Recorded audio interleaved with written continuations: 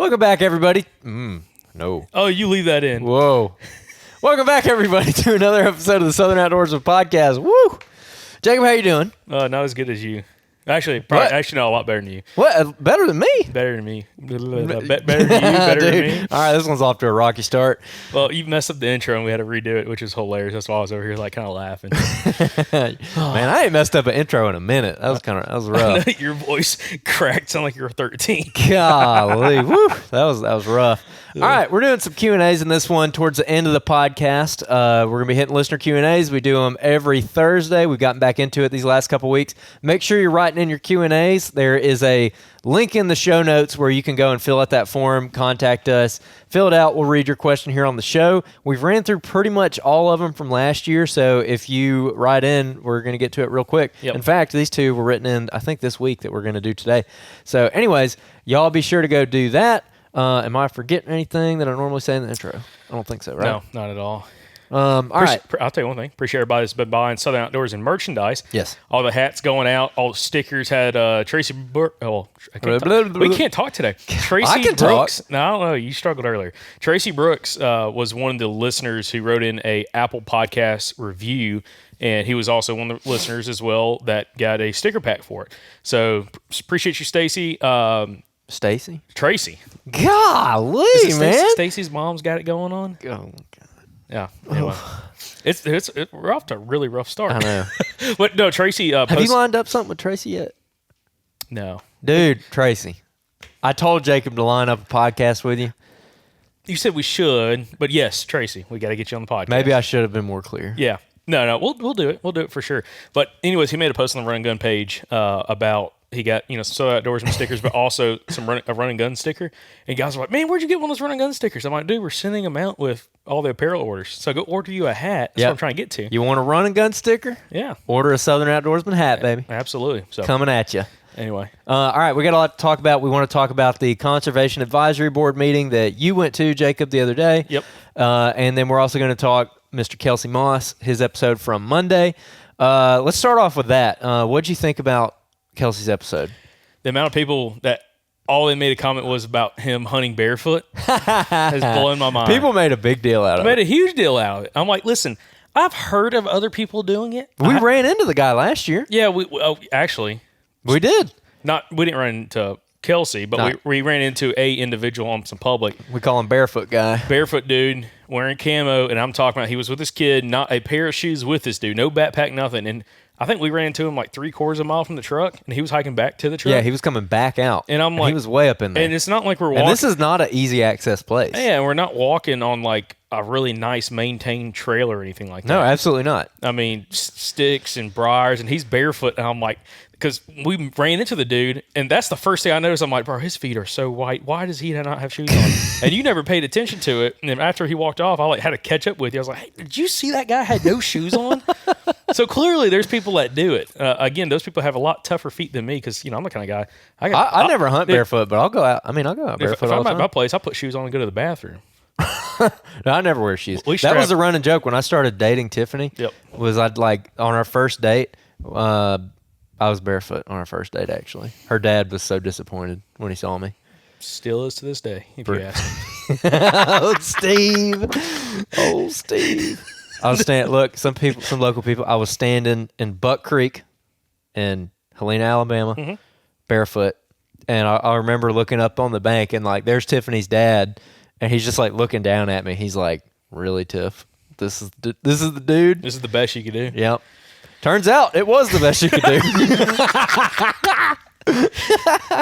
Oh, God. Anyways, moving on. So people do it. It is a thing. Yeah, some people do it. And the thing is, if you're a guy like me, I'll be barefoot at the beach a little bit, but also, a little bit. Well, let me preface something, explain something. So when I was younger, I stepped on some glass as a kid, probably 9, 10 years old. Oh, my God. Hold on, no, let me tell you something. Who didn't step on glass when they were a kid? Yeah, but it cut my foot wide open. Okay. And since then, it's I stepped on a nail. I've done that too. Okay. Been there. But anyways, now I'm super hyper focused of I'm not stepping on anything that's going to cut because dude, it was so bad. Like, cause like, you had to put like a little boot on or whatever. Not like a hiking boot. Keep from your foot flexing. Oh my gosh. Wasn't fun. So anyways, I got super soft feet. That's what I'm trying to get at. What a pansy. But you get guys like, Kelsey, if he grew up as a kid being barefoot, same thing like you, I'm sure you got some pretty tough feet, way tougher than my feet. And one time we filmed that scouting video at Oak Mountain, and I was in like the little raggedy tennis shoes. Yeah. I got them monkey feet. I can grip the hill with my toes. You ought to see Andrew hanging from a tree trying to grab a banana with his feet too. Remember we were joking with Cody about like the guy in my hunt club who walked up on me when I one sticked, and he's like, "How'd you get up there?" And Cody's like, "You should have been like, I just dig my toenails into the tree." Yeah, file them down to a sharp point, baby. That's right, dude. I tear sheets every week. Wife does not like it. Dip my toenails in the bark. God. Oh, that sounds so bad. So painful. But yeah. But anyway, so again, people do it, but if you don't walk a whole bunch barefoot, like your feet do get tougher. If you walk around concrete a whole bunch, I remember that as kids, when we were like kids, before I had some of those incidents, like you'd walk around concrete a whole summer. By the time you went to school, it's like, dude, they were some tough freaking feet, tough souls. So, again, I'm sure there's probably more people. And actually, we had another guy. I don't know if he messaged us or commented on one of the posts or on YouTube, and he says he's glad to hear Kelsey. Do we need to start over? No, not at all. It just adds to the entertainment. I can't get any names right or can't talk, whatever. But Kelsey, he's like, I'm glad Kelsey brought this up because I do it, but I've always been too nervous to tell people, like for whatever reason, like get made fun of or whatever reason. So, to everybody, each their own. If I did, I'd have a pair of socks on or something. But, I don't know, man. If I hear a dude's like legit actually going out and hunting barefoot, to me that you get a little bit of street cred for that. Do you not? Yeah, I mean, it's like, wow, this guy's okay. That's pretty legit. I don't know. I feel like we need to do a video with Kelsey walking through the woods and then me walking through the woods. I bet he's like a ninja. Him barefoot, me with my boots on, is just see the loudness difference. Oh, I can already tell you what that's going to be like. I know I'm pretty stealthy. No, you are not. Absolutely not. I'm pretty stealthy. No freaking way. I'm moving like a bobcat. Just like no. Oh my gosh. No. I'm not going to go to that. Make sure you go to YouTube, guys. It's more enjoyable watching the podcast on YouTube. Oh my gosh. All right. What about the other stuff? What about the actual deer hunting? Was there any big takeaway? Anything that jumped out at you specifically, especially with the hunt that we have coming up in September? Yeah. I mean, probably one of the biggest takeaways. Anytime we talk to a guy kind of like Kelsey who is consistently successful in the South, in the deep South with archery equipment on public land, I'm always open ears. I mean, I'm always open ears for all the guests, but I'm like, I really try to like figure this out because I'm not that guy at all. I'm not. And one big factor that I think was interesting, and he talked about it a little bit, but I really see him talk about this a lot in his social media posts, is the amount of time you spend in the woods, like building that woodsmanship up to figure out exactly when, where to set up, when to stop, when to push the envelope a little bit, and do all that. And we talked about that a little bit. But when he was talking about, like, especially in the steeper hill country, really what I would call mountains, where he came from Arkansas, and finding all that thick cover on the very top of those ridges, and that's where those deer are at. He's like, yeah, you might find some big sign and feed trees way off the side of those big ridges. Yeah. But he's like, more than likely it's nighttime sign. He's like, you need to get up there to where they're at. Now, every place might not be like that. It might be the opposite in other places where the tops are wide open, but it's halfway down the ridge or in the bottom is where all the thick stuff is. So you got to take it with a grain of salt, kind of where you're at. But I thought his process of going up there and kind of skirting the edges of all that stuff until he finds like that one white oak, and that's what he really talked about the most was white oak. He's like, yeah, red oaks are great, but white oaks are of course king. And finding those white oaks super slap close to cover, and I have a spot like that in mind. And there's 3 big white oaks right there on the edge of some really thick cover. But the problem is there's also white oaks in the cover. Yeah. So we never really talked about that. Like, I don't know how often he gets in situations where he'll have white oaks growing on top of those ridges inside the thick cover. And those are also like some of the more predominant trees they feed on because they don't have to leave the cover. Yeah.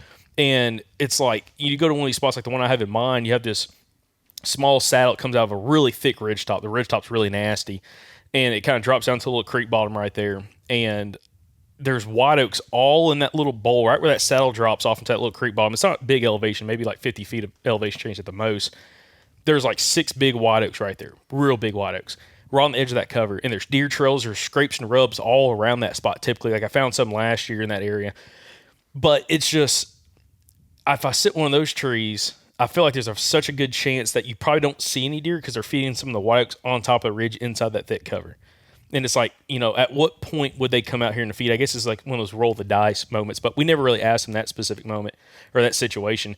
But also about how if he bumps a deer, it's almost like if you bump one deer, it's just kind of toast. I'm going to move on because it sounds like a lot of the cover he's hunting, specifically when he's talking Arkansas, completely different from Tennessee. Seems like Tennessee, a little bit bigger areas with cover. And in Arkansas, if he bumps a deer out of that stuff, more than likely all the other deer know. And they're not going to come out. So it's like, I'm just going to move on to the next spot and move on until I get him clean. I thought that was a pretty interesting takeaway instead of sitting there and just seeing what happens. Because I've done that so many times and not seen anything. Yeah, it kind of made me think about access too, because he had that story about the buck that he was getting on camera, basically squirting out the backside of this cover he was trying to get in to hunt. And he was being stealthy, and he didn't even really know that he was actually bumping a deer. And he would get it on camera leaving out. And I've seen other people talk about that too. I think Bo made a post one time, Bo Martonic made a post about that one time with a buck he was hunting. Maybe something similar happened. And that's kind of one of my goals heading into this season, is to just be like extra very serious about access and just giving myself plenty of time to really access things right. Because that was kind of one of my goals last year too. And I feel like it actually worked out really, really well.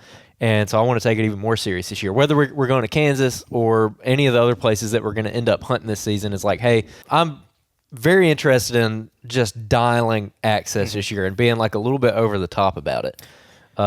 So that was kind of interesting to hear that, and it kind of makes you just think back on how many times you were in the right spot and you did everything right, but maybe you just didn't even know that you alerted a doe who then went not even crashing through the thicket, but just bugged out. And then that buck's like, I'm not going to walk that way today. Well, for sure. And it also goes back to when you approach some of that thicker cover, knowing when to stop, because he's talking about getting real close to it, like get within 20, 30 yards of some of that cover, if not like 10 yards at some points.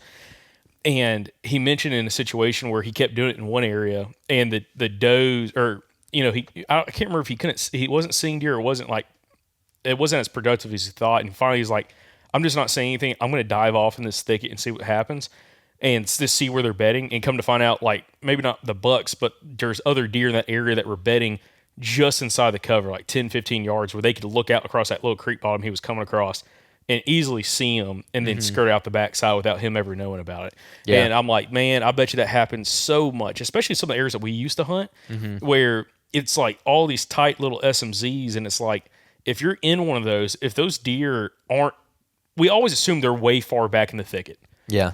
Sometimes they are.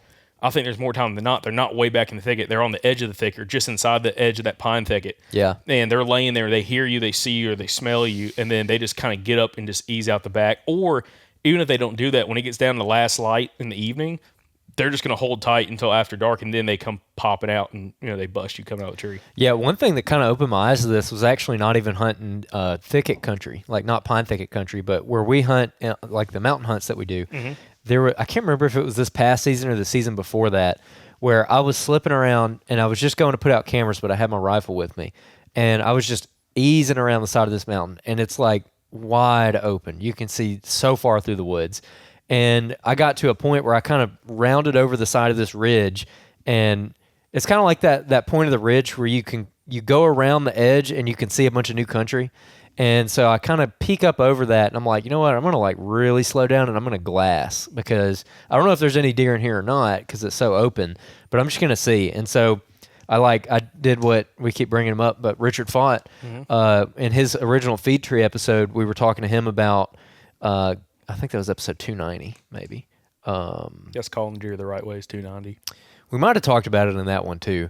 But anyways, he talks about when he's going in and he's hunting these wide open river bottoms with feed trees, the deer can see you from a long ways off, and he just slows it way, way, way down. Takes all day to get to a spot if he has to. And he does it like how I grew up squirrel hunting, which is you pick a tree and you're like, I could get to that tree. And you just ease over to that tree, get up against it, and just wait for a minute.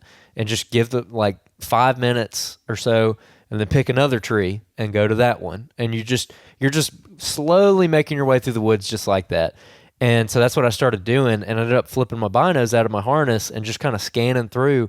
And I'll be danged if there wasn't deer beneath me, like 150 yards in gun range, and I could see them down there. And I had been slipping through the wide open inside of them. 150 yards, I mean, they'll see you at 150 yards, especially with me being way up on the ridge and they were down below me. And I didn't spook them, and I ended up slipping past them. And I don't think I ever spooked them, but then it was like a challenge. I'm like, let's see if I can get past these things. But that just kind of, I don't know, reminded me that normally I would have just busted through there and I would have just been walking and I'd have been like, yeah, there wasn't any deer in there. But in reality, there was a bunch of deer and they probably would have ran off and I would have never seen them.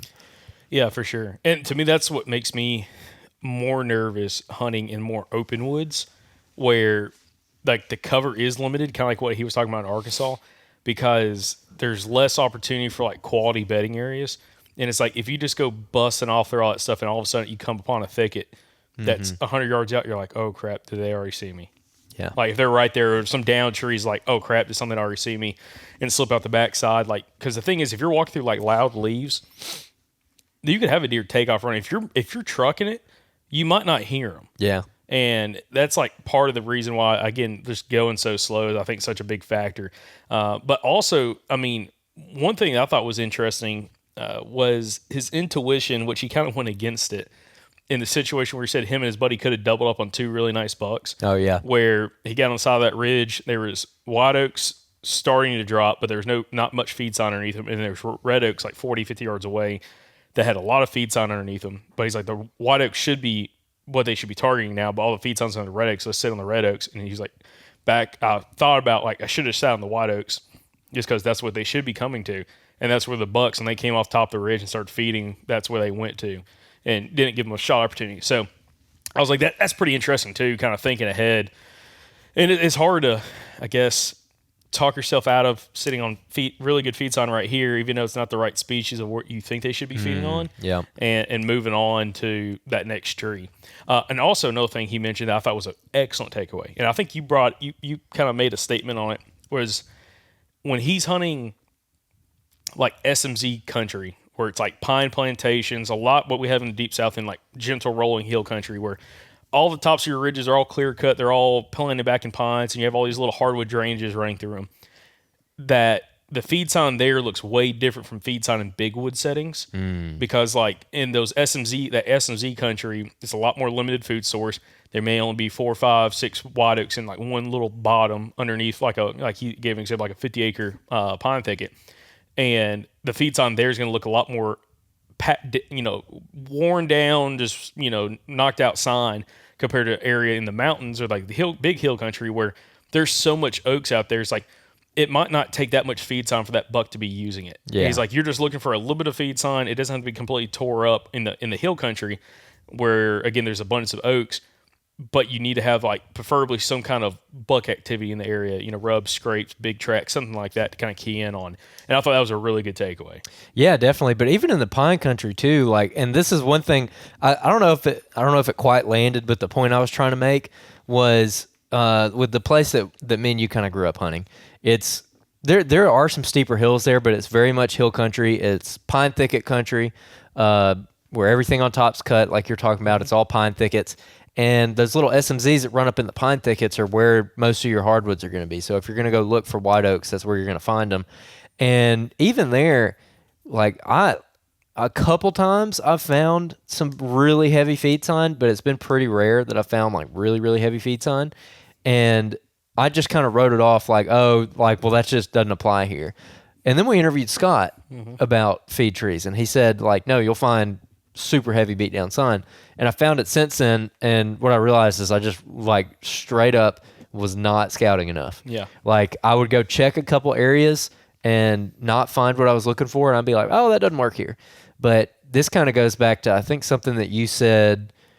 I don't know actually if you said it on one of our hunter hangout meetings or if you said it on the podcast, but talking about, you hear so many different tactics on this podcast or on any podcast, or if you're consuming articles, videos, whatever, and you're getting this flow of information from all these different people, you got to realize that the guys who are really successful doing what they're doing, that's like what they do. They don't go out and they try it 4 or 5 times a season and it doesn't pan out. Like, that's what they're doing all season long, year in, year out. And it takes time to develop that skill set. Yep. And so that's like the feed tree thing for me, and that's what kind of turned my opinion on it a little bit.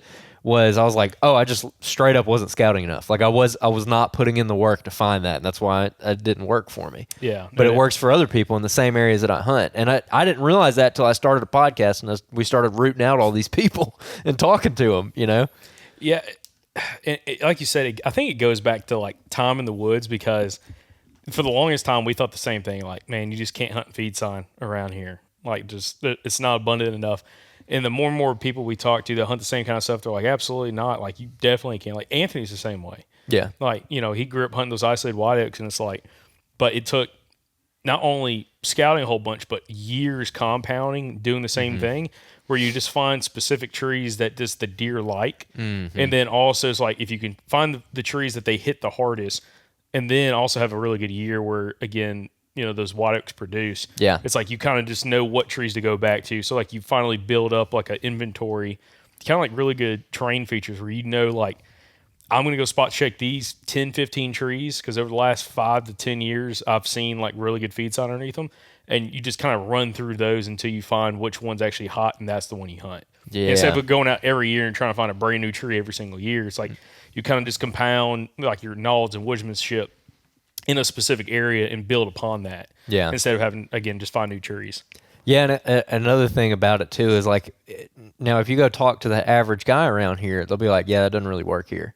Most people will tell you that, but if you talk to the guys who are actually getting it done consistently, they'll say something different. I'm not the guy getting it done consistently on feed trees, but like Scott and people like that, that's who I'm paying more attention to. Yeah. Like when they're talking about it, because it doesn't work for most people, because most people don't burn the boot leather and get after it and scout enough, myself included. Yeah, no doubt. Absolutely. Me too. By the way, one quick thing I want to mention early on in this podcast. So if y'all are watching this or listening to this on Thursday, which is the 30th, the day it comes out, tonight we have our third Hunters Hangout meeting on Patreon going on. So make sure you come over on Patreon. You can down the show notes below, just join Patreon. It's like $5 a month, whatever. And we do these bi-weeklies every 2 weeks. We do these Hunter Hangout meetings, and it's pretty awesome because it's pretty much like a live Q&A.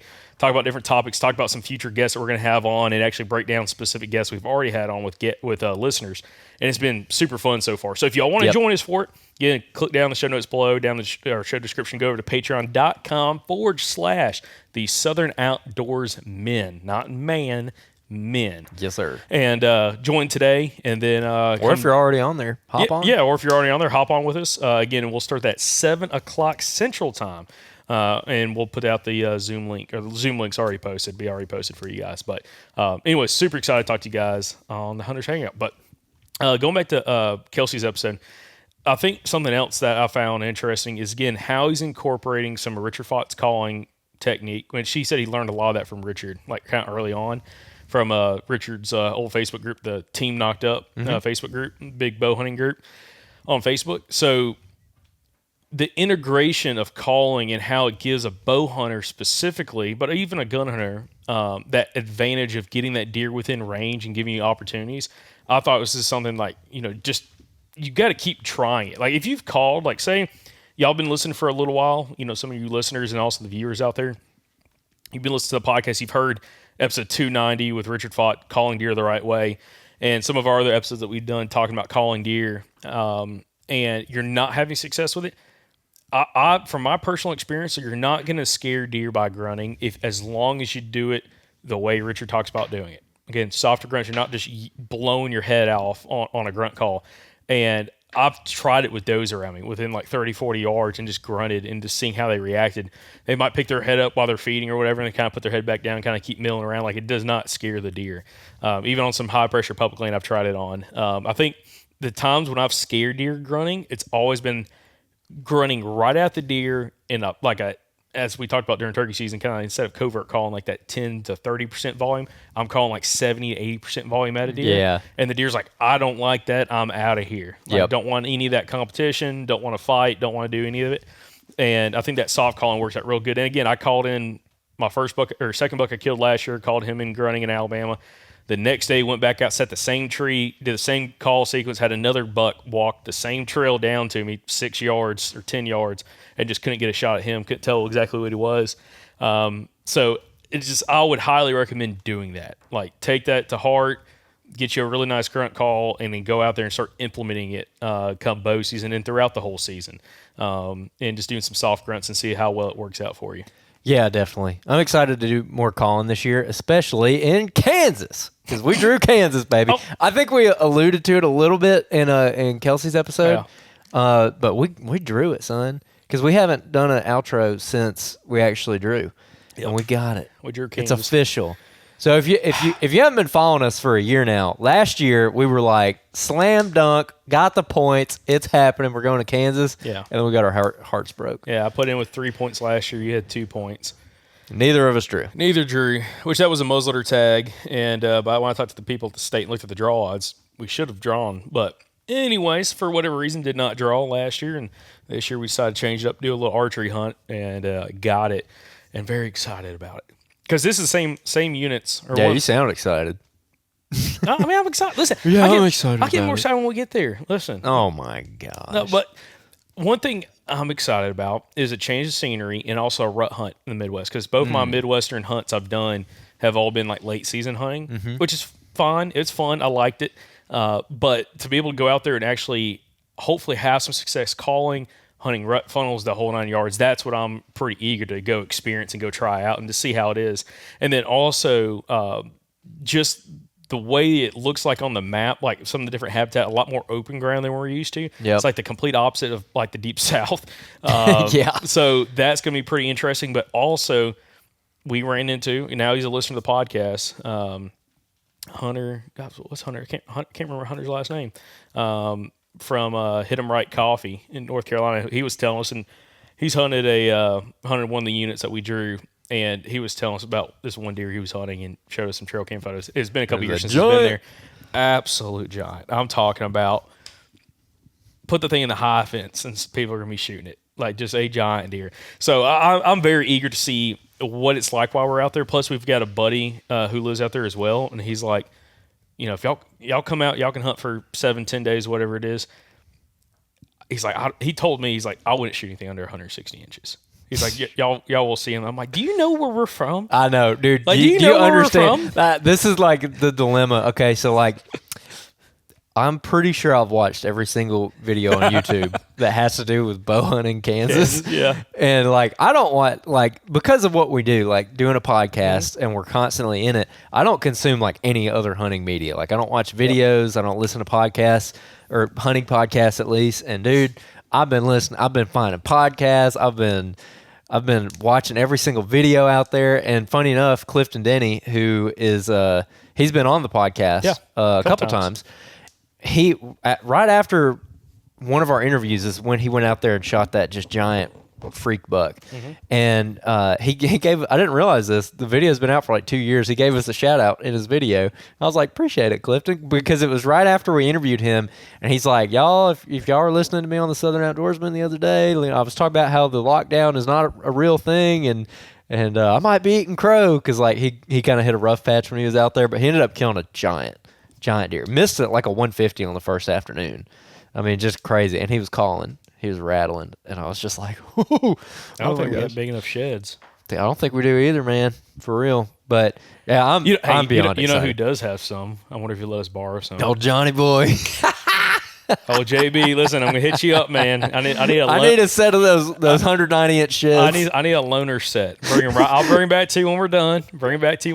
Oh my gosh. But yeah, that would be hilarious. Wait, remember when we were over there looking at all those antlers? We're like, you could do like a bunch of hilarious like spoof reels where you're like rattling with like a normal set of antlers, and you're like, this ain't cutting it. I need to bring out the big guns. And you get out like a 200-inch set. You're just like. Just at that point, just get some Louisville sluggers to start going at each other with them. Hey, dude, I tell people the first time I heard bucks actually fight in the woods, it was like shocking of how loud and violent it was. And I'm like, man, I ain't cutting it with my rattling. Like, yeah. Well, you probably haven't seen this video. There was one video I saw out of Kansas. It's some outdoor show. I can't remember. On some private land hunting. And hunting some kind of little rut funnel, but had a big ag field next to him. This giant buck comes out in the ag field at like 600 yards, and he pulls out these sheds. And I'm telling you, dude, they probably 180 plus inch sheds. I mean, dude, they are gigantic, dude. I'm talking like just mass, like crazy. Just anyway. And he's like, the camera's like, rattle, and he's like, ta ta ta, and just like going at it, and it's so windy. He's like, he can't hear you. Go louder. And he is, I'm talking about to make a fire in that tree, rattling so hard. You can smell the bone. I mean, dude, I'm like, he's about to puncture himself, dude. It's about to get gnarly. And dude, he gets that buck's attention. That buck like turns and looks at him, and he's like, all right, he heard you. He's like, do it again. And he like, bah, bah, bah. Just went back to rattling crazy loud. And that buck comes in on a dead sprint, giant body, big deer, and he shoots at like 12 yards. Oh my gosh! I mean, dude. he called that deer from like 600 yards. And I'm talking, the wind was ripping. They're up there in that freaking tree doing this, going back and forth, and like he's like, rattle louder. Okay, see, that is why I'm going to Kansas right there. That is why I'm going to Kansas, is for that experience, that Midwestern rut, because they'll say that, you know, a Midwest rut is more intense than it is here in the South. Like, we have more of a quote-unquote trickle rut.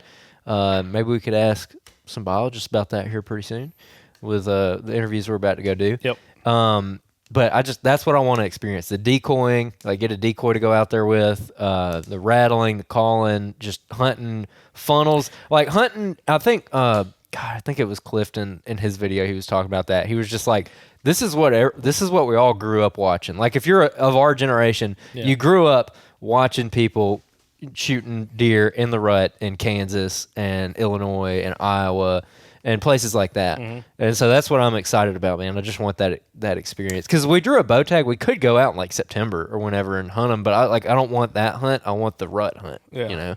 So, yeah, I'm pumped. We'll be out there when everybody else is out there too. Yep, probably. No, so speak about like the rattling and everything, just like being like super aggressive. It's like the body size of some of those deer.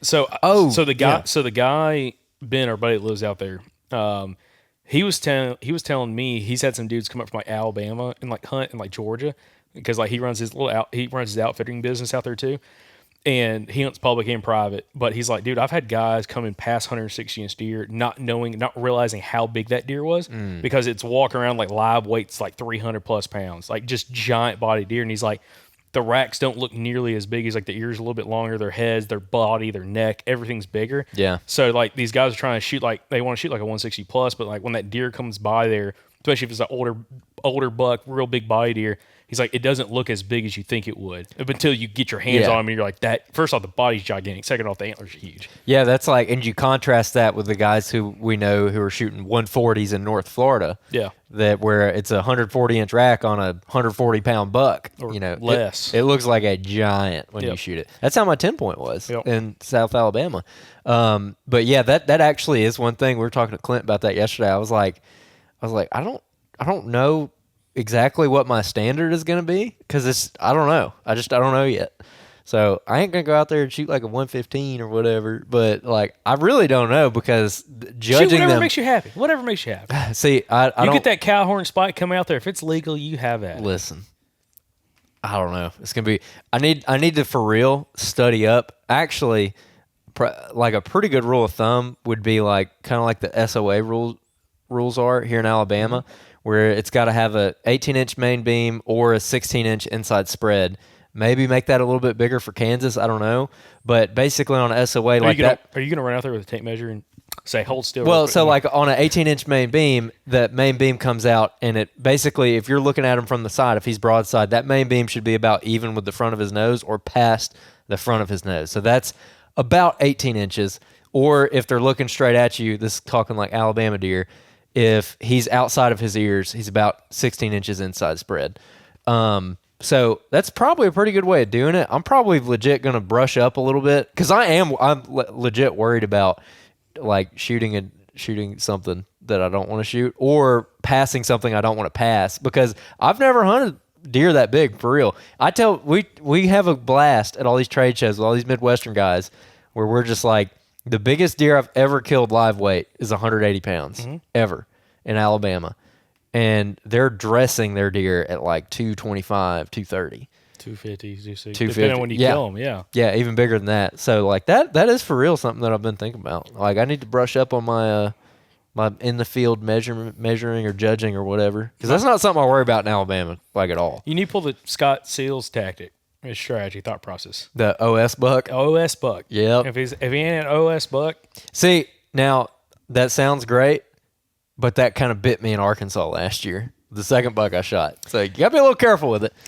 we ain't snap shooting the bow, so it takes a little more time. I don't know, dude. Like Clint was saying, like you see a buck chasing through the timber, and you got to get drawn, and you got to stop him. Like you got to make a little quick judgment. Like make sure. Now it is different with a rifle. So like last year in Arkansas, I killed a good 8-point that I was very happy with, and I was like, okay, I'm not going to shoot another buck unless he's like significantly bigger than this deer, because I'm fine with eating my second tag.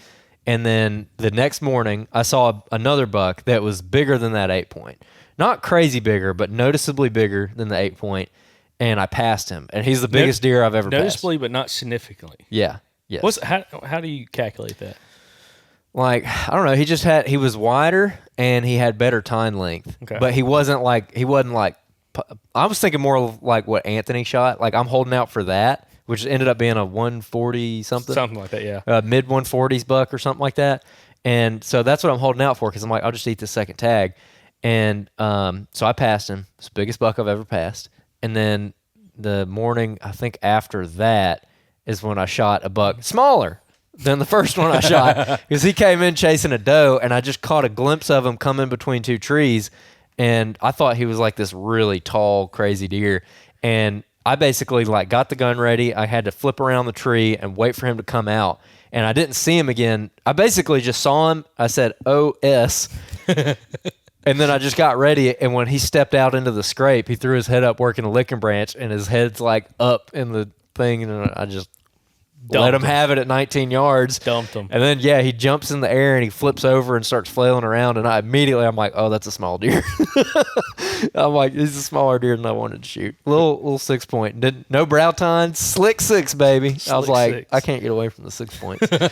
So, yeah. He tore me up. Like, it was fun. And I was shaking and everything. But I was just like, man. He stunk so bad, too. Yeah, he smelled terrible. And there were still like 2 or 3 days of the hunt. And I was like, dang. Because I could have stayed in there, and it ended up working out because I shot one of my target bucks in Alabama. Yeah, I killed 3 in 1 week. I don't know. I mean, I don't know.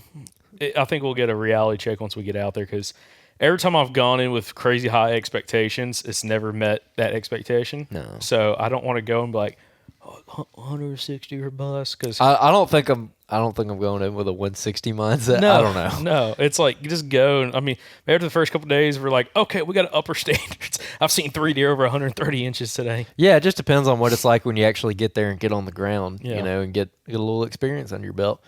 So I mean, like, I don't know, 130 walks out 5 yards first afternoon. You're gonna whack him? I already know you are. I'm just curious on what you're gonna say, whether or not you're gonna lie about it. Silence is more powerful than words. Good move. Good move. Plead the fifth. Yeah, I don't know. Probably not. I don't, because my thing is like the thought process going there is trying to see if I can get a deer as big or bigger than probably. Yeah, I mean at least bigger than my biggest buck is my thought process, because the biggest one I haven't officially measured the my Iowa deer, but I think that Tennessee deer is still bigger than the Iowa buck was. Because he's like 138 and some change. I think 138 and 6/8 or something like that. But just knowing out there, and like I've seen guys, you watch videos and you'll see 2-year-olds run around that are 120 inches. Not all of them, but I mean, you could find a 2-year-old that's that big. So it's like, who knows? Land of milk and honey. I don't know. We'll see when we get out there. It's more than likely it's going to be, I'm already going to call it, probably get a shot opportunity with the first 3 days, completely whiff on that. Okay. No. Don't touch what hair. What are you doing? Don't touch hair, and then after that, standards drop significantly. Oh my gosh. That's probably what's going to happen. What? If we're being 100% honest, that's probably the thought. I've never heard this amount of realism from Jacob on anything. My gosh. Are you okay? Listen, we're going to take. Another big takeaway from Kelsey's episode. We stack some does before we go with the bow. Oh yeah. Get a little more confidence just in the motion of everything and, executing your shots and all that kind of stuff outside of a phone target? Yeah, like you think about it. It's like, have you had a 160-inch deer in front of you with a bow? Absolutely not. Absolutely not. So Absolutely not. How good are you going to be in that moment? Well, that's what I'm saying. Is like even not just the 160-inch deer, but it's like, do you want the first time you're settling a pin on an animal to be like a 160 in Kansas? Absolutely not. Right? Absolutely like not. the first time you settle a pin on an animal this year. First doe comes by on that hunt, she's getting shot. Because like we've killed stuff with a bow, but we're not like bow killers. We're not big bow hunters. Like we'll kill one with a bow like every year, but maybe two. But we're just once gun season comes in, dude, we're gun hunting. Yeah. So like I've killed plenty of deer with a bow, but I'm not like some of these other guys who are going out and like whacking 6 deer per season with a bow. Mm-hmm. I might on a really good year I kill 2 with a bow. Yeah. So I think the most I've ever killed in 1 year was 4 with a bow, and that was like 6 years ago or something like that. But anyways, yeah, that's my plan, dude. That's me and Mike are actually this summer. He's actually started it a little bit already, going out to the club, and we kind of have a lot of our spots established. Like we're still scouting out new stuff, but one of the main things we're doing now is for the established spots, going and making sure we got just squeaky clean access, especially for some of the spots we're going to hunt does. Like where you were hunting on opening day last year and you saw those deer, we're going to go back into that spot and really fine tune it, figure out exactly where we need to be. And the spots, I've killed 2 does out there in bow season, and going and revisiting those spots and maybe just tweaking them, go ahead and cutting the shooting lanes and figuring out what tree we're going to be in and just get that dialed and ready to go, because I really do want to go out and just nail some does. Yeah, I need to go trim up that spot I sat in and find a different tree. You don't need to sit right in that pocket. You need to be off one side or the other side of that pocket where it necks down. Yep. So...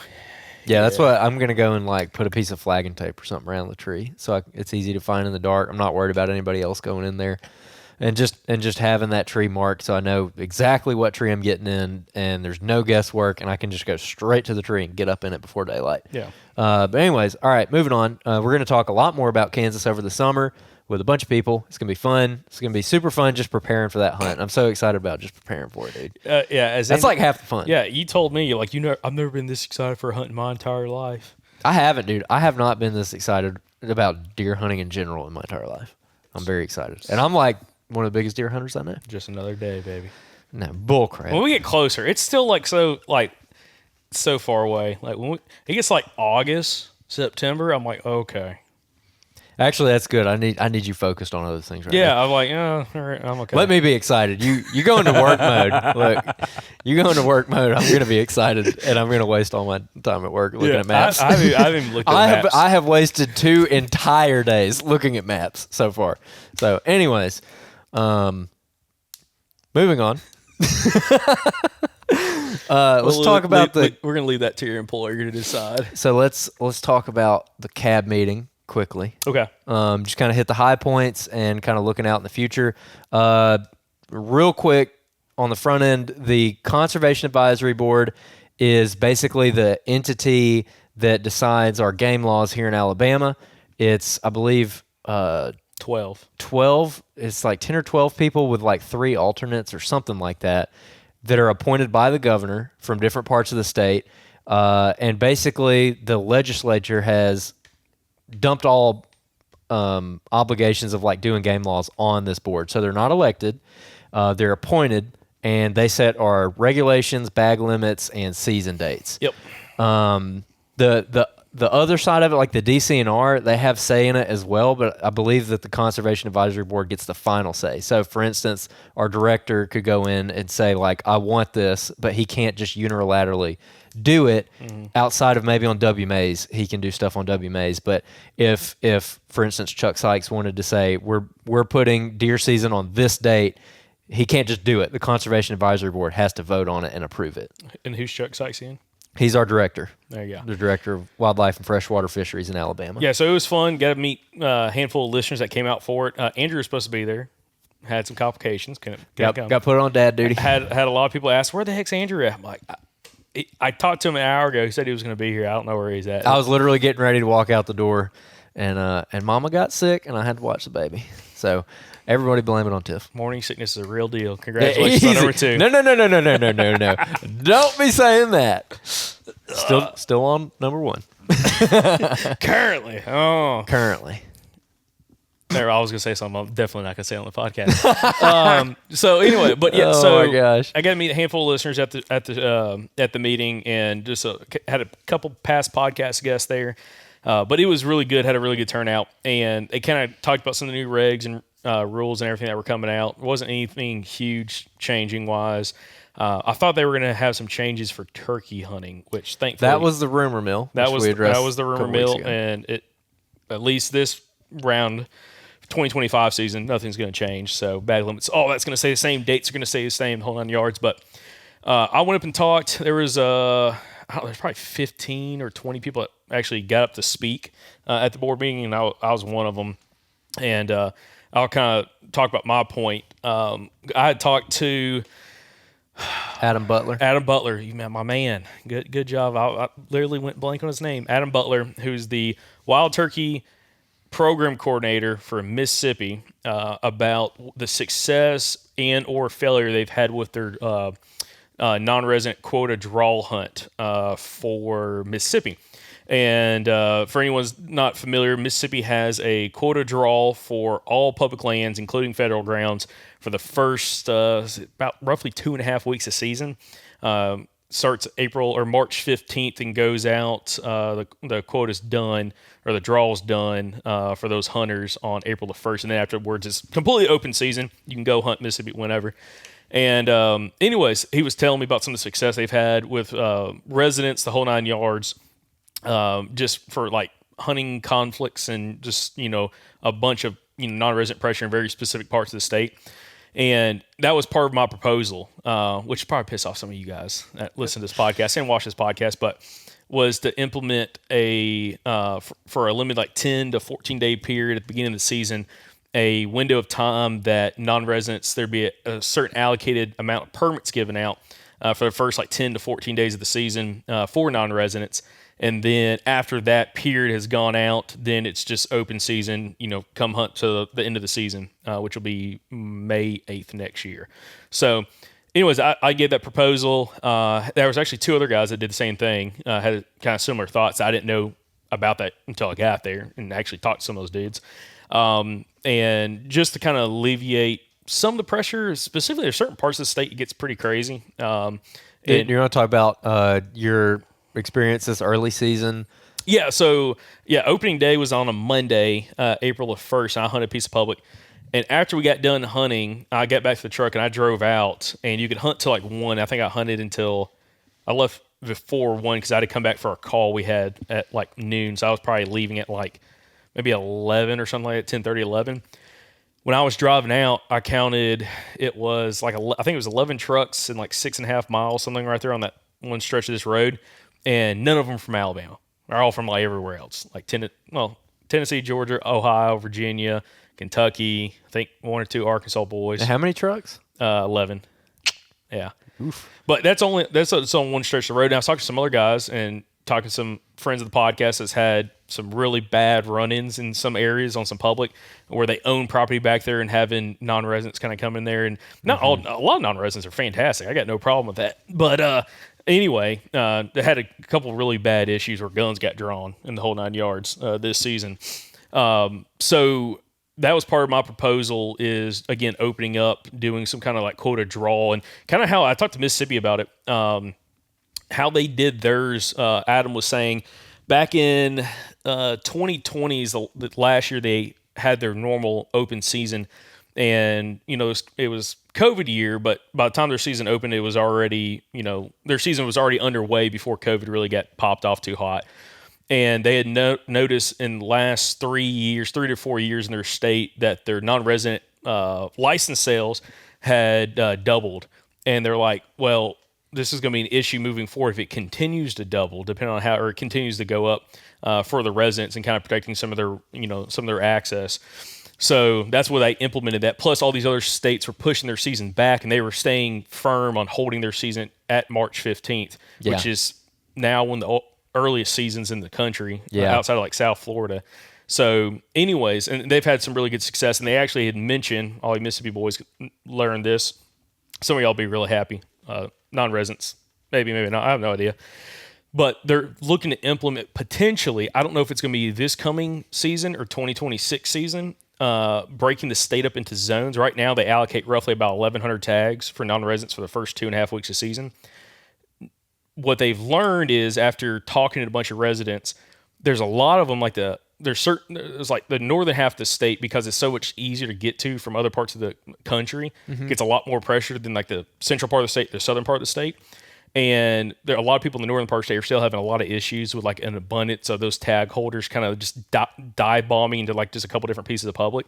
And they're looking to potentially break up the state into like 3 or 4 sections, like units. And there's certain allocation of tags over that 1,100 tags going to be spread out over those 3 or 4 units. So it's like you can't have everybody just pile into like the north half of the state because it's closest for them to drive to. Yeah, and again, you're talking, this is for the very first part of the season, because here in the Deep South, our season's open so much earlier that, I don't know, like Ohio, I don't even know when they open. Like probably late April? Yeah, mid to late April. So it's like a lot of these states down here are opening 15 to 30 days earlier than the rest of the entire country. And so that's what causes that big draw of non-resident pressure. Yeah. And I remember when Mississippi implemented that, you know, a lot of people in Alabama were pretty upset because our season got kicked back to April 1st for public land, and Mississippi stayed March 15th. And so a lot of guys were going over there for that reason. And of course that creates a lot of pressure on the state of Mississippi from not just Alabama, but all the other states we just mentioned. And it kind of sucked, you know, being from Alabama, you're like, well, crap, I can't just go over there anymore. But I do see the value in that state protecting its residents. Absolutely. And, you know, like after that first 2 weeks, it's open. You can go still hunt Mississippi if you want. But if you want that early start, you've got to draw it because, you know, you got to protect your residents. So I see where it's coming from. And that's just kind of the nature of things. Yeah, just protecting the residents is the big thing. And like Adam said, one issue that, well, not really an issue, but like a cause of it, is there's now more and more people trying to chase quote unquote 49. Oh yeah. So they're trying to, you know, tag a bird in every state that's legal to tag one in, or where there's birds located at. And he's like, that's also part of, you know, a little bit of the issues. Like you just have a lot more of these like non-resident hunters that you still had them 10, 15, 20 years ago. I mean, like Coach Ron Waters in Alabama, he said, you know, he knew guys in the 70s that were driving down from PA, Pennsylvania to come hunt down here in the 70s. But it wasn't nearly as popular because, you know, no social media, the whole 9 yards. So to kind of protect their residents, that's why they implement it. And now you have like more states are doing like total draws, like Nebraska. You got Kansas that just went to a total draw for turkey hunting for the whole season. I think South Dakota's done theirs that way as well. South or North Dakota, one of the Dakotas, which I don't want to see that in Alabama, but it'd be nice to kind of have like a buffer where like most turkey hunters probably only hunt 2 to 3 weekends the whole season. You know, they go out a few times and maybe they have success, a lot don't, but to give them the opportunity, you know, early season, be able to kind of go out there for, you know, 2 weekends and try to go kill a bird before, you know, more pressure potentially comes. But yeah, anyway, so we talked about that. Had some other interesting conversations being brought up, but nothing really specifically for deer got brought up other than, it's so funny. So the Conservation Advisory Board, they made a little announcement and they passed everything that they said deer season is getting pushed back 5 days this year because of how the calendar sits. And what they meant was gun season. Yeah.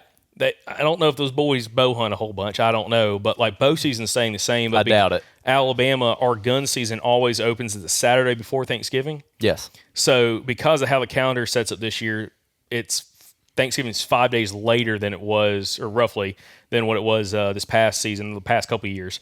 So instead of opening up like on the 18th, 19th, it's opened up, I think, on the 23rd this year. Yes. And it was like made news and people were pissed. And I'm like, I talked to Chuck Sykes about it.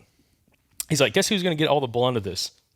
This guy. Yep. I had nothing to do with it. What's Chuck doing? I'm like, this is a tradition that we've had. Is like the Saturday before Thanksgiving, gun season comes in. But it's just funny how they called gun season deer season. Yeah, I don't know if that necessarily came from the language from the Conservation Advisory Board saying deer season is losing 5 days. Like I feel like they could have worded that better. Blankenship said 100. That's exactly word for word. What he Really? said. Yeah, he said deer season will go back because Come on, guys. Because I looked at is it Chris Blankenship? Yeah. He's the commissioner. So he's like, yeah, deer. He got up there on the microphone. Was like, yeah, deer season it's gonna start 5 days later this year. Well, when I saw the headline, I'm like, what the heck? They're pushing bow season. Well, I back was sitting there with Jeremy Freeman, and I was like, what? And he's like, yeah, it's gonna start November 23rd this year. I'm like, does he not understand we have a bow season in Alabama? Anyway, it's pretty funny. Bad language. And then people kind of took it and ran with it, getting them clicks. Yeah, news organizations getting them clicks, writing an incendiary headline, misleading headline, and they're like, deer season pushed back 5 days. Yeah. Everyone freak out. It's like, no, guys, this happens every couple of years. It's literally nothing new. But yeah, I found that kind of interesting. Well, and by the way, we had good feedback. I had one of the board members come up and talk to me about the whole quota system afterwards. Because one of the dudes that was there, he said he brought that up last year, and it was the same commissioner had come up and talked to, or same member had come up and talked to him about it, and he came up and talked to us. He's like, y'all just need to, he's like, if y'all really want this, you need to bring more people and, be here at every meeting. So I plan to go to pretty much every meeting from this point on. Plus, it was kind of fun talking to everybody. Yeah. Seeing people. Yeah, and that's something that me and Jacob have been talking about, trying to structure some kind of maybe Southern Outdoorsman meetup or something, like podcast listener meetup, immediately following these cab meetings. And, of course, this is going to be local to Alabama because this is where we live. For Alabama listeners. So there's literally, I guess you could come out of state and voice your opinion, but it doesn't really matter because you're not a resident. Yeah. I don't know how well they take it because you got to give all your information of like where you're from, like where do you live and all that kind of stuff. So if you're like, I'm from Arkansas, and they're like, I don't know if I want to have you talk. But anyways. But yeah, we want to structure something around it to just drive more engagement with the thing. We haven't attended any in the past, but like you, I plan on going to all of them that I can in the future and just trying to get more people out because how many people do you think were there?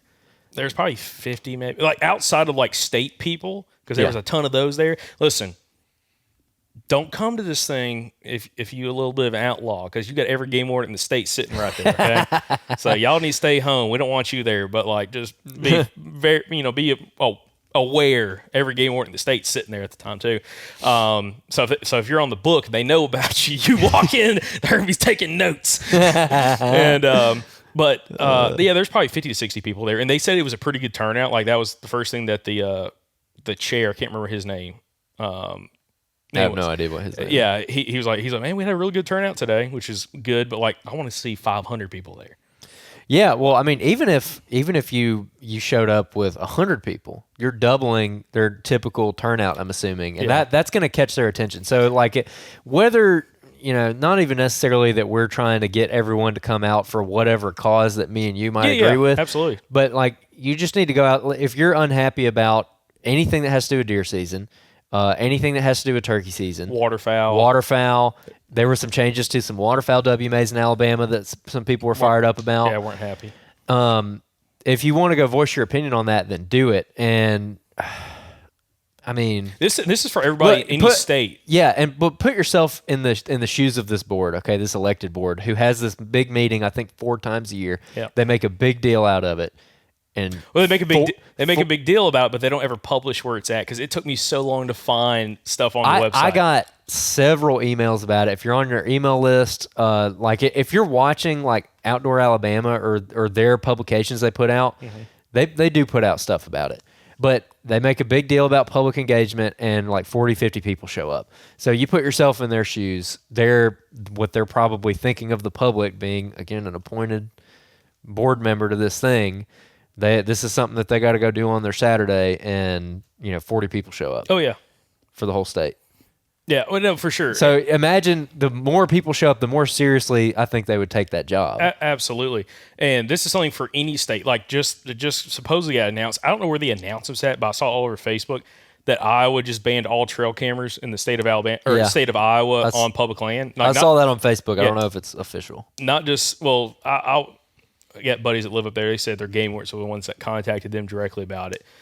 He got in contact with one of the game wardens. He's like, yeah, supposedly passed. But anyways, all that kind of stuff, like any kind of issues you could imagine either potentially come up or anything like that, we need larger group of people in order to go to these meetings. And this is for every state in the Southeast. Every state, wherever you live at, I don't care if you live in Maryland, y'all have something like this more than likely, unless it's just ran completely different in your states. But I know a lot of the Southeast states have a similar kind of, they have some kind of appointed or some kind of elected group that kind of helps make some of these decisions, and they have these meetings. So like you need to kind of get involved in your own state's, meetings, so something doesn't get swept under the rug. Because the problem is you don't want something to be passed that you never heard about. But they've been talking about these meetings for a year, and no one's voiced opinion, opposition against it. Then it passes and it directly affects you and your style of hunting or whatever you're trying to do. Or public access or whatever. Yeah, exactly. And whatever that might be, like some people were real upset when baiting got allowed in Alabama, and it just makes you wonder, like, would that have gone differently if I don't really have an opinion on it one way or the other. It got brought up at the meeting. Well, so would that have gone differently if there was a big coalition of people who did not want baiting, and they showed up to that meeting? All of a sudden, there's 250 people in the room. Like, you don't think that's going to sway their opinion? Yeah. Because I'm sure that they would get a little bit nervous just being that many people there, like speaking in front of that many people, being in front of that many people. So some of them, again, we had a handful of listeners come, but it wasn't like a ton. It might have been like maybe 8 or 10 or something like that. And Chuck made a comment to me, and I'll say this on here, because we're supposed to interview some other people that work for the state. And we were talking about on the podcast, this social media posts and stuff. And he's like, hey, Marion said she's going to come on the podcast. I'm like, yeah, we talked about coming on here. Yeah. And she's like, she told me to let me know if I need to cut it off, depending on what you get up there and talk about. And I'm like, did I do okay? He's like, no, you were fine. He's like, there's no problem. You passed. You got passing grade. I'm like, appreciate that. Okay. But again, it's like he knew about it. And there was a couple other people for the state, I guess, that like kind of followed the podcast. And like we've had some of those people on the podcast before. And it was interesting seeing them all there. Yeah. So, but yeah, it was fun. I truly enjoyed it. But yeah, we're going to try to incorporate some kind of like listener meetup or something after the fact. So it's kind of a fun come hang out. Voice your opinion, kind of bring whatever opinion you get. But one thing that'd be nice is, if you had a bunch of people come where, you had a group that had a certain thought process in one thing, you had another group that had another thought process in something, and everybody got to speak, at least out of 20 people, 5 of y'all get up and actually speak about it. It'd be a bigger impact, kind of voicing your opinion. And that's for every state. So, hey, guys, Alabama, if you want a velvet season in September, you got to come voice your opinion. Hey, okay? maybe we will. We were just saying that, like, maybe we won't try to like make a bunch of listeners come out for one issue, but maybe we could make a bunch of listeners come out for that one. Dude, that would be awesome. I'm not gonna lie. You had like a 3-day velvet hunt, like the first, like. Dude, I bet I don't know where like our DNR and everyone sits on that, but more states are starting to do that. I mean, Tennessee's got it now. Arkansas just added it. Arkansas just added. Mississippi's got one now. Yep. Dude, Alabama, guys. Alabama, if we want to do Georgia this, already opened super early. Yeah, so. they already killed velvet deer if they wanted to. But it's just like anything like that you'd want to see change, things done differently or things added. This is where you got to come in order to do have those kind of conversations. So it's going to be super fun. I enjoyed it. It was a blast. I'll be honest. I've never been so nervous to talk in front of people in my entire life. I got up there, dude. And like, I like public speaking. I don't mind public speaking, but there's so many powerful people in that room. I'm up there, dude. I swear my right leg, dude, it was a skipping, dude. Okay. I'm sitting there on that mic. It was bad, man. It was bad. I was like, as long as my voice didn't sound all shaky, it was fine. God, that's hilarious. But yeah, it was super fun. Well, we'll stay on top of it, and we'll figure out when the next one is, where it is, and we'll put it on the podcast, and hopefully we'll be able to make that one as well. So, anyways, let's kick it over to a Q&A. All right, sweet. So we're in a little long, so we're only going to do one today. Oh, we do a couple. Listen now. Hey, but yeah, appreciate everybody who's been writing Q&As. There's a link down in the show notes of the podcast and the show description on YouTube, where you can submit your Q&As. That is a question you write in, and we answer those on these Thursday episodes. So, right now, we're talking deer hunting content. Yep. Feel free to write in all your deer questions, and Yep. Come rock and roll with us. Like you said, hit up the website to go write in some more. All right. This is from Matthew Chumley from Georgia. He said, what is the one piece of info that has helped you the most? That's such a loaded question. One piece of info. Man, I'm going back in the memory bank. I would probably say when we interviewed Glenn Solomon, and he was the first guy to really talk about the association of older, mature bucks in and around heavy, thick cover. And now he talked a lot about hunting. He's like one of the only guys we've talked to that was like hardcore about hunting a buck's bed in the South. Yeah.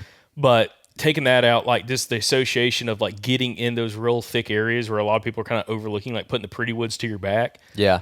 Has probably been a pretty important factor because before then it was like, I remember being out in public and like I'd kind of do a little bit of that, but it's also like, man, this bottom looks so pretty. Man, Yeah. like, I'm going to kill it. And that's where the sign is. Yeah, and it's like it's all nighttime sign. So, I mean, probably, and maybe not even just Glenn Sullivan, but like the guys we've had on talking about focusing on finding the best, thickest cover in your area that's going to hold a buck, especially as the season goes on, has probably been one of the most impactful things for me because, I mean, that's something I've been trying to focus on hard the last probably 5 years, and focus sitting, maybe not in the thick cover, but in and around that thick cover where you're going to have the best opportunity to be able to shoot something. It's like, I always say this, especially for gun hunting, sit in the area where you are in the thickest stuff, and you can see the furthest. Yeah. So if I can get up 35 foot up with a climber in a pine tree and I've got a rifle and I'm looking over a real thick, nasty clear cut and I can see pockets in it, I'm going to do that versus sitting on the ground next to that thick cover. Yeah. Or like sitting in the hardwood bottoms. Like I want to try to get like where I can see the most through the thickest cover and have the best shot opportunity, specifically gun hunting. But yeah, I'd say focusing on thick cover has probably been the biggest factor for me. Yeah, that's probably definitely one of mine. Like on the rifle hunting side of things, the get where you can see and get where you can see through thick cover specifically. And that's something that just like time and time again has worked out for me, especially like I've pretty much almost every single buck I've killed in the last like 6 years has been in a situation like that. Yep. One that's like a little bit more general is just putting more of a focus on very, very fresh sign and just always continually scouting in season. That was probably like years ago, I struggled to even see deer ever. And like if I went and saw a deer on a hunt, it was like a really good hunt.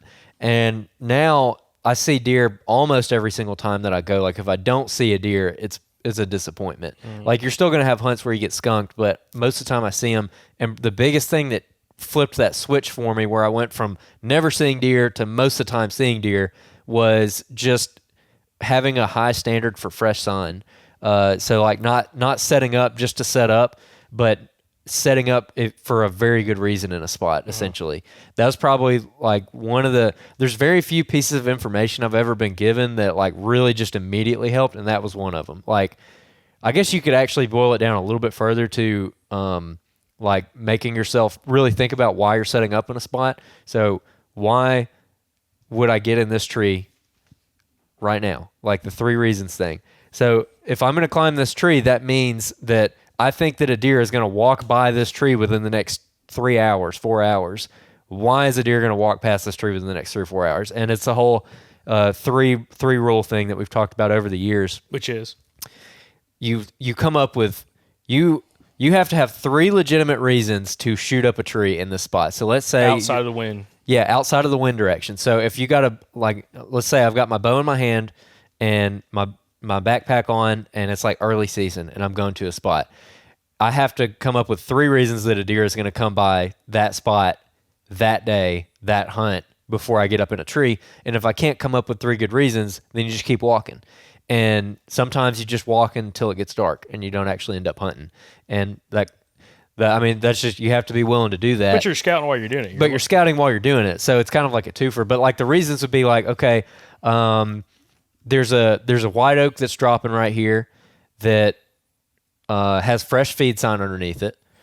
It is right here on the edge of this pine thicket, and it's kind of a drought right now and it's dry, but this creek has water in it. Like that would be 3 reasons in early season that would be like, okay, that checks out. And and you can't cheat and you can't be like, there's feed sign, there's a thicket, and the wind is good for it. Like, no, that's 2 reasons. You got to count the wind out. Like, why would a deer be there? 3 reasons why a deer would be in that spot. Not why it would be a good spot for you to set up because of like wind conditions or whatever, but why is a deer going to come to that spot that day, that hunt? So that one really helped a lot. And that just kind of translates back to sign, So that's probably it for me. We will do 2. I said we'll do 1, but we'll do 2. All right. This one is from Will Mater. Primos? Mater. Will, I need you to write in and tell me whether or not I just got your last name right. I think I did. Mater. Maitre. How would you say that? I'm pretty sure I got that right. I'm not gonna try. All right, he's from Alabama. Mater. No, because the I is before the T. Anyways, I've deer hunted my whole life in rubber knee boots in the Alabama Black Belt. But since moving to central Alabama, I've started hunting rolling hills. With this change, I've also begun to hunt with shorter hiking boots since the areas are much more dry. The only problem is after a long day, my feet stank. Any advice on how to help keep these newer boots from taking on such strong odors and scaring all the deer away? I love the podcast and have learned a ton from listening. Thanks, Will. Man, the Black Belt. I love the Black Belt. Love that area so I'll much. let you go first. My first recommendation would be look at your socks first and foremost. So if you're wearing like these socks that I'm wearing right now, like a little polyester like athletic sock, while it might be like thin and comfortable, it's not like odor preventing and it's not sweat preventing. So I would look at getting like a thin merino sock is what I prefer. Wool. Merino wool. Like a good thin sock, not like big thick wool socks unless it's really, really cold outside. But I like a thin sock. You could go to like any outdoor store like a REI. I mean, Bass Pro Shops probably have some. You can order them online. But like a thin merino sock, I got some from, I think it's Darn Tough. They make like a trail running merino sock. It's made for putting in like running shoes and trail running, and it's thick merino, like it's a pretty stout sock, but it's thin, or it's a dense merino. It's like a really dense weave, but it's still thin, so it's not like a lofty wool sock like what you might think of when you think of big fat wool socks.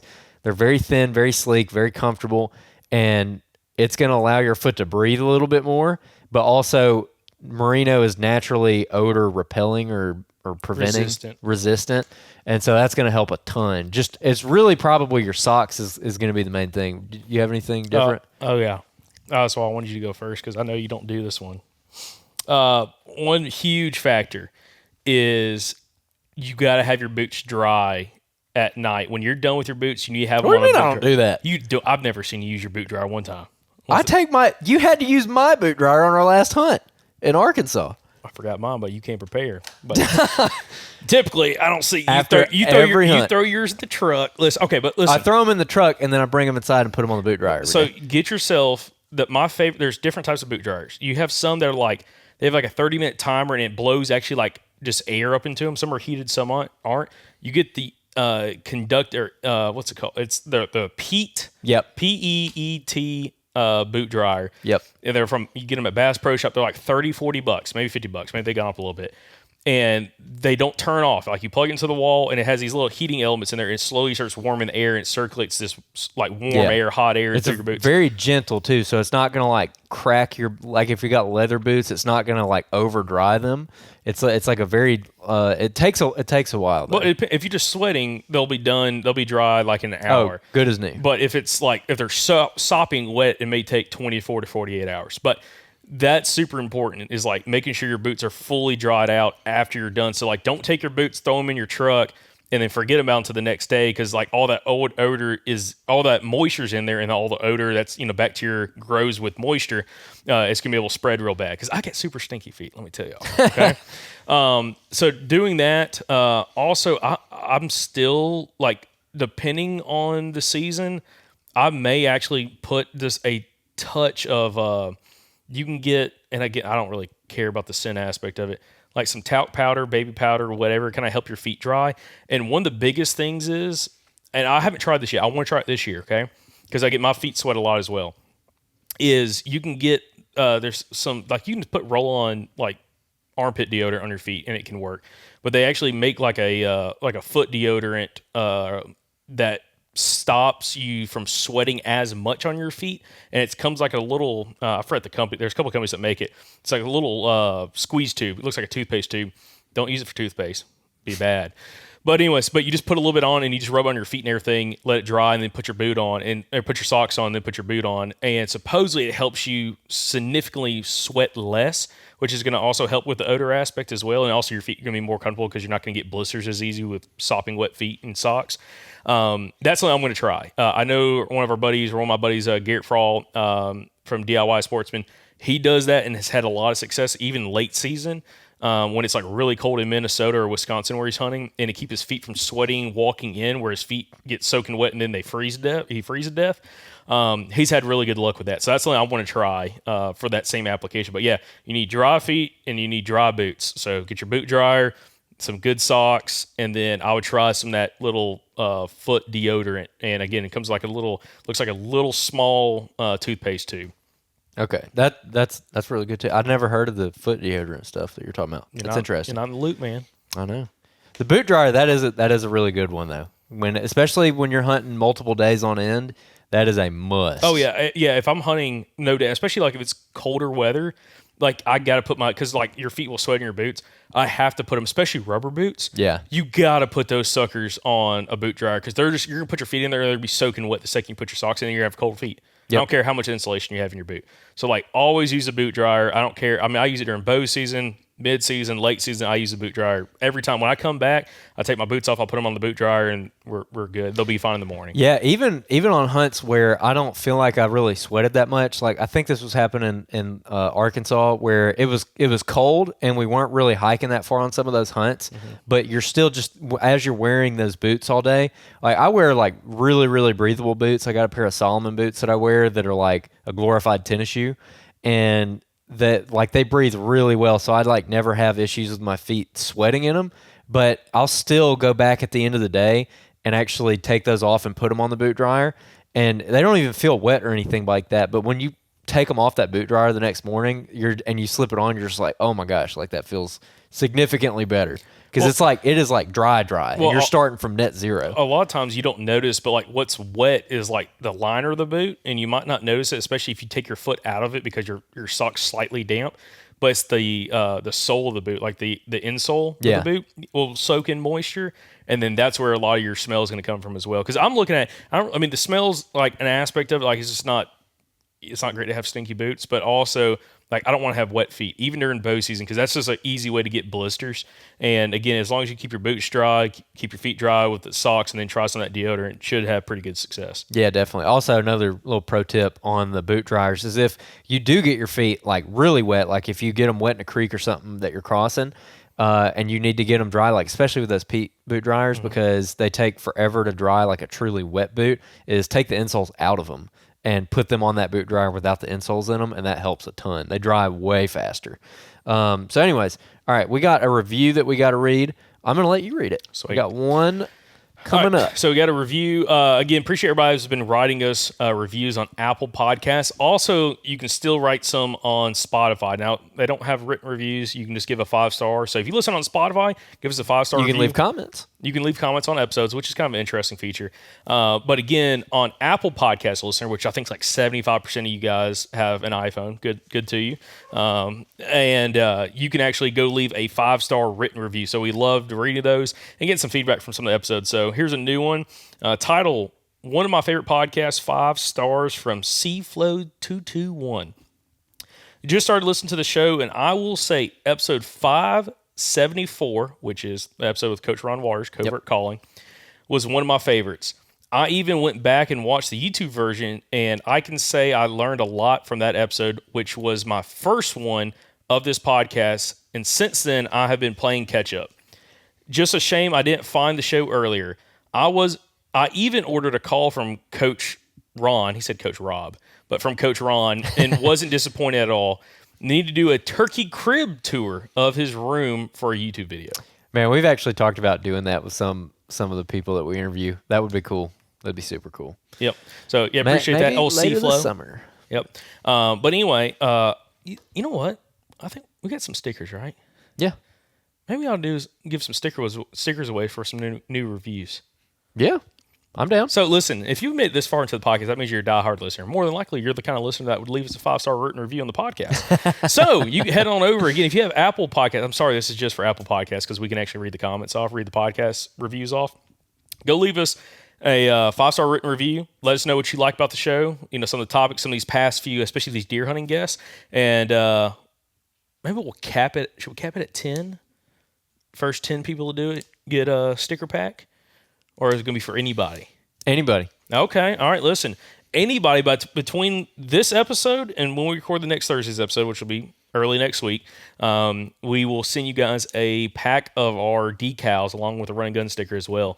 Kind of show some love for you guys, and y'all can represent a little bit from the Southern Outdoorsman. So y'all do that. Go leave us a 5-star written review. Any new reviews that come in after this podcast will classify and count. So go let us know what you've been enjoying about the show. But other than that, Andrew, got anything else? No, that's all I got. All right. Appreciate everybody listening to the podcast. Appreciate everybody watching the podcast. Appreciate everybody purchasing Southern Outdoorsman apparel. Again, link down in the show notes below for that if you want to pick up a Southern Outdoorsman hat like I've got on right now. And appreciate everybody watching the podcast on YouTube. So thank y'all for watching. Thank y'all for listening. And we'll catch you back on the next episode from the Southern Outdoorsman podcast. And remember, guys, y'all stay Southern.